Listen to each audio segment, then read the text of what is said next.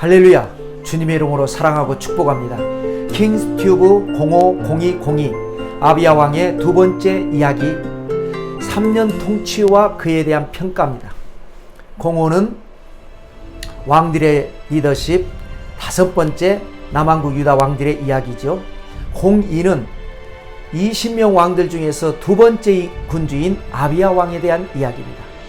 또 02는 아비야 왕의 두 가지 이야기 중에서 두 번째, 아비야는 어떻게 왕이 되었고 성경은 아비야에 대해서 어떤 평가를 내리고 있는가. 첫째로 아비야의 왕위 승계에 대해서 살펴보겠습니다. 남왕국 유다 2대 임금인 아비야는 아버지 르호보암으로부터 왕위를 물려받았습니다. 르호보암은 18명의 부인과 60명의 첩, 그러니까 78명의 여인들을 통해서 28명의 아들과 60명의 아들을 낳았다. 성경은 이렇게 기록하고 있습니다.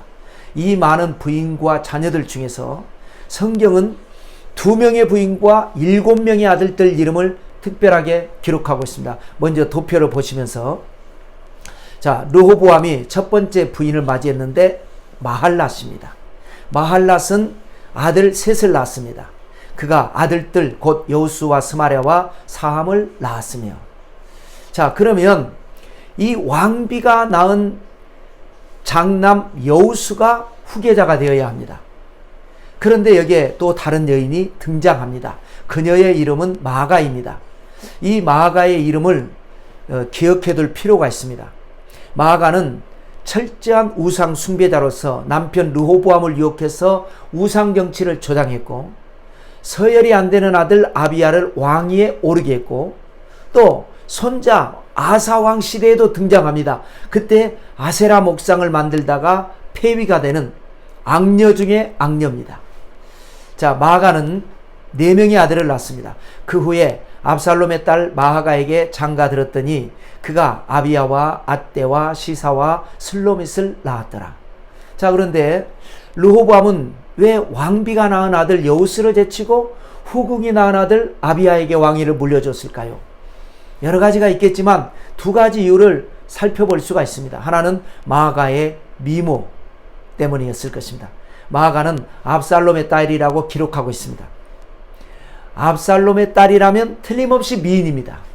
왜냐하면, 자, 압살롬은 다윗의 셋째 아들이고 솔로몬은 다윗의 10번째 아들인데요. 성경의 압살롬에 대해서는 이스라엘의 최고의 미남자다 이렇게 기록한 바가 있습니다. 온 이스라엘 가운데서 압살롬같이 아름다움으로 크게 칭찬받는 자가 없었으니 그는 발바닥부터 정수리까지 흠이 없음이라. 그의 머리털이 무거움으로 연말마다 깎았으며 그의 머리털을 깎을 때에 그것을 달아본 즉 그의 머리털이 왕의 저울로 200세겔이었더라. 자, 이스라엘에서 제일 잘생겼다. 단순히 얼굴만 잘생긴 것이 아니라 발바닥부터 정수리까지 흠이 없이 탁월했다. 또 뿐만 아니라 머리숱도 많고 아름다웠다. 이런 유전자를 물려받은 마할랏의 외모는 상상을 초월할 정도로 아름다웠을 것입니다. 마할랏은 이런 자신의 아름다움이라고 하는 무기로 르호보암 남편의 마음을 빼앗을 수 있었습니다. 다른 하나는 우상 숭배 신앙입니다. 르호보암 왕의 모친은 암몬 여인 나아마입니다. 솔로몬은 말년에 이방에서 시집온 여인들의 우상 숭배를 허락했습니다. 그러므로 암몬 여인 나아마는 우상 숭배자였고, 르호보암 왕은 이런 어머니의 영향을 받아서 우상 정치를 했고 음란 문화를 저질렀죠. 그러므로 시어머니의 사랑을 누가 받겠습니까? 우상 숭배 잘하는 며느리가 시어머니 사랑을 받죠. 마아가가 바로 우상 숭배자였습니다.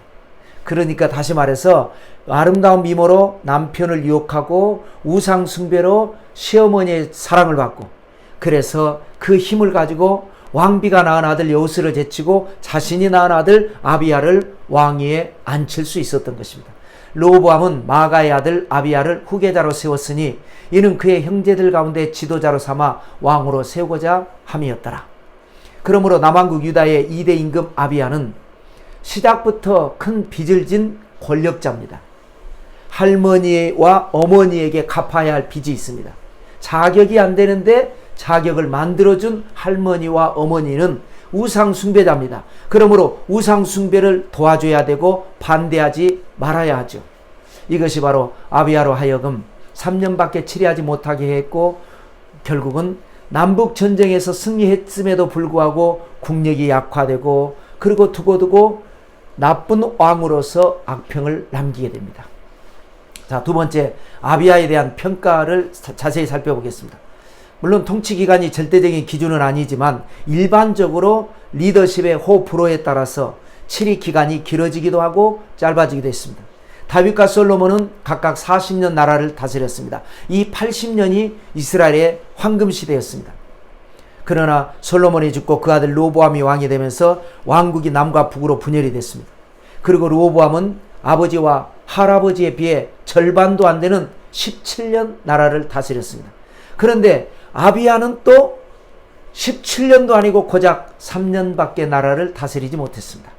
느바세 아들 여로보암 왕 18째 해에 아비암이 유다 왕이 되고 예루살렘에서 3년 동안 다스리니라. 그의 어머니의 이름은 마아가요 아비살롬의 딸이더라. 남왕국 유다 왕들을 공부할 때 두 가지 교재를 사용합니다. 하나는 열왕기, 하나는 역대기입니다. 열왕기는 일종의 조선왕조 실록과 같이 임금 당시의 서기관들이 기록한 역사서입니다.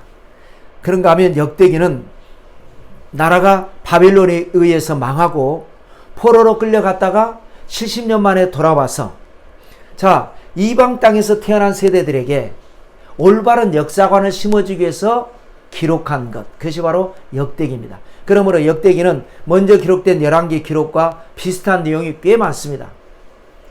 그런데 이제 중요한 차이가 두 가지가 있는데요. 하나는 열왕기는 남과 북의 39명 왕들을 다 기록한 반면 역대기는 북왕국을 애당초 인정하지 않습니다. 그래서 남왕국 유다의 20명 왕들에 대해서만 기록합니다. 또 하나의 차이는 열왕기는 왕들의 평가를 신랄하게 합니다. 그런데 역대기는 우호적으로 평가하는 경향이 있습니다. 자, 그러므로 열왕기와 역대기를 비교하면서 공부하는 재미가 또 있겠죠. 그런데 이번 2대 아비야 왕에 대해서 역대기에는 가부간의 평가 기록이 없습니다. 그런데 열왕기는 아비야에 대해서 어떤 평가를 남겨놨을까요? 아비암이 그의 아버지가 이미 행한 모든 죄를 행하고 그의 마음이 그의 조상 다윗의 마음과 같지 아니하여 그의 하나님의 아비 앞에 온전하지 못하였으나. 아버지 르호보암이 이미 행한 죄가 뭐지요? 먼저 우상 숭배했죠. 모든 푸른 나무 아래에 산당과 우상, 이것이 바로 심한 우상 숭배를 가리키는 표현입니다. 다음은 음란문화입니다. 르호보암 시대에 남색하는 자가 있었다. 이것은 과거 이스라엘이 쫓아냈던 가나안의 음란 문화를 그대로 본받은 것이었습니다. 이러한 죄를 아비야가 답습했다는 것입니다. 그러나 그럼에도 불구하고 아비야는 남북 전쟁에서 승리했고 비록 짧지만 특별한 징벌을 당했다는 기록이 없습니다. 이것은 중조부 다윗 덕분이었습니다. 그의 하나님의 아버지께서 다윗을 위하여 예루살렘에서 그에게 등불을 주시되 그의 아들을 세워 뒤를 잇게 하사 예루살렘을 견고하게 하셨다. 그래서 이 부모의 신앙이 자녀의 삶에 미치는 영향이 이 왕들의 리더십 속에 계속 나옵니다. 그러면 과연 우리는 어떻게 살아야 할까요? 이것을 우리가 이제 공부를 하게 되겠죠. 자, 이제 다음 강의는 남왕국 유다의 세 번째 임금인 아사왕입니다. 분열왕국 최초의 개혁 군주 아사왕 기대해 주시기 바랍니다. 할렐루야.